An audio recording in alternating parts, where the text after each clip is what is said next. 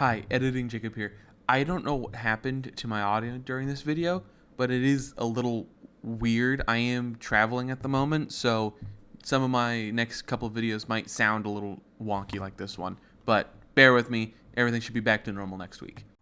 The Nintendo 3DS originally released way back in March of 2011, and it's crazy that we're quickly approaching the device's 13th anniversary.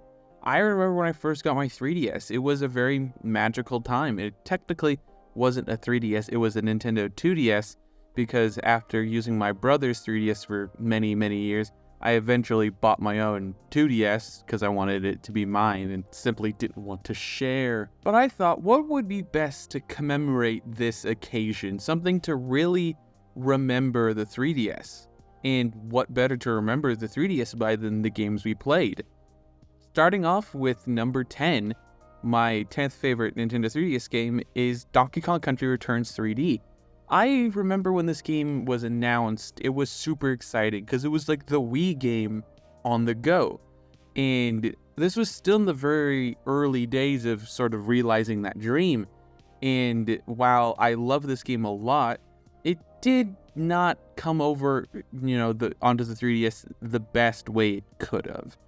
Unfortunately, with the conversion and adapting the game for the 3DS, we did sort of see a lot more performance issues that you don't typically see on other 3DS games. But that doesn't change the fact that this is still one of my favorite games to play on the 3DS.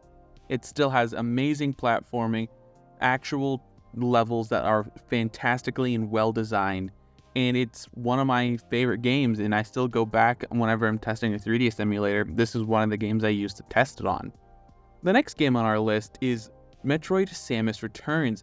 I really like this game. I just didn't spend all that much time with it.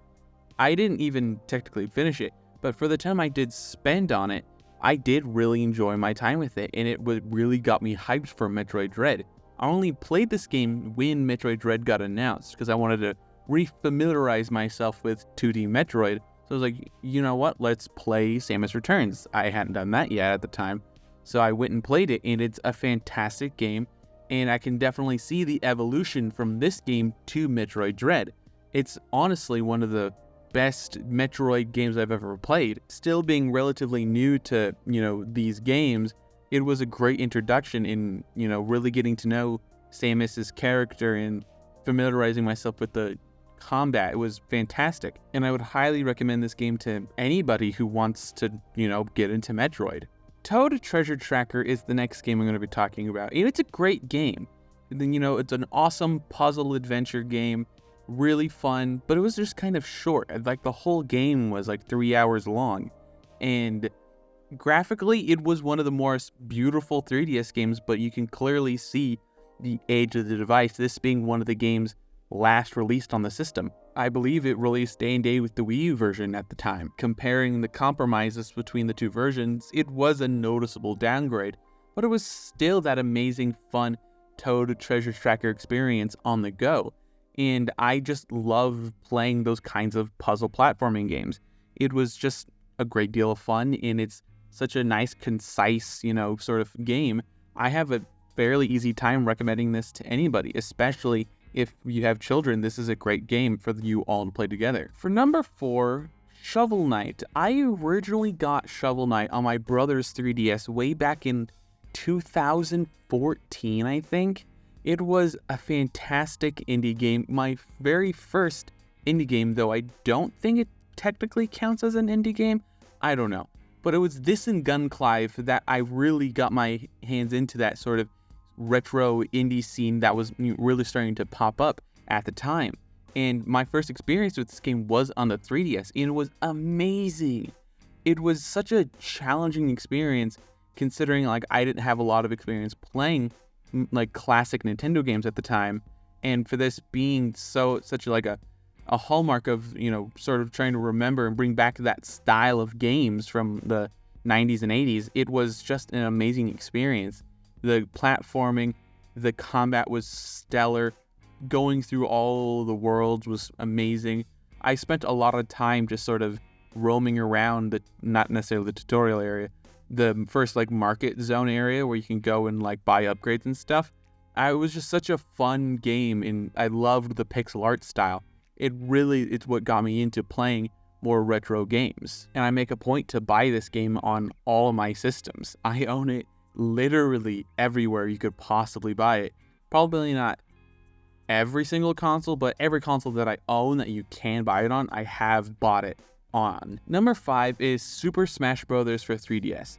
Don't get me wrong, I love this game to bits, and I love being able to use my 3DS as a controller for the Wii U game.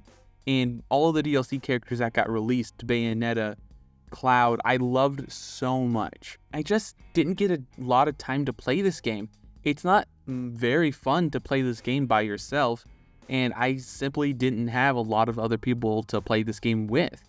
Yes, I could have played online, but it was horrible. It was probably a combination of my crappy internet at the time and my internet just being overall at the time kind of bad. So it just wasn't that much fun to play by myself, but when I did play with friends or my brother who also had the game, it was a lot of fun. And being able to really enjoy like a Smash Brothers experience on the go, I have so many memories of me and my brother sitting in the car together, playing on our 3DSs, on playing Smash Brothers, and literally I was about to huck my 2DS out the window out of anger because he kept, just using Roy's slam fire sword attack on me, and it was driving me insane. Moving on to number 2 is New Super Mario Bros. 2. This game has been sort of, not necessarily controversial, but just sort of lauded as this game of pure and utter unoriginality, and just such a bland experience, but I genuinely loved this game. At the time, my only experiences with the New Super series was only playing New Super Mario Bros. On my DS, and then occasionally playing New Super Mario Bros. Wii on my uncle's Wii at the time, before I owned my own copy. So I didn't actually get burnt out or play a lot of this franchise. So being able to play this new game on the go was fantastic. I remember getting this game right before summer started, and I spent my summer break in summer school and sitting in the hallways during my breaks playing on my 3DS, playing New Super Mario Bros. 2. I remember over the course of summer school, I was playing this in the hallway, and by the end of summer school, I beat it. It was an amazing game. I would later go on try to speed run the game in 2 hours. It was crazy, and I loved it. It was one of my favorite 2D Mario games for a very long time.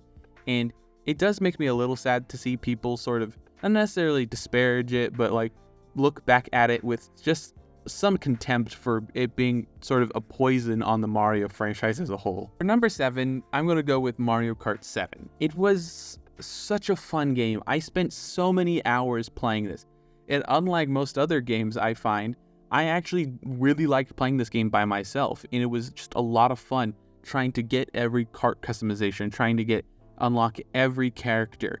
It was something I really liked to do. I would casually just be sitting in my bedroom playing on my 2DS, trying to get gold cups in every single circuit. It was just a lot of fun. And then it got even more fun when I got my uncle a used 3DS at the flea market and him a copy of Mario Kart 7. And every time we got to hang out, we would play Mario Kart 7 together non-stop. It was fantastic. This being the first Mario Kart game to introduce kart customization, I really enjoyed the system.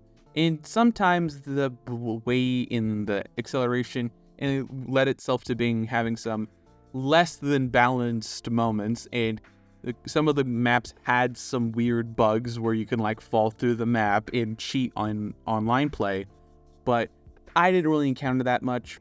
Like I said, I didn't have particularly great internet, so I never did a lot of online play for those games.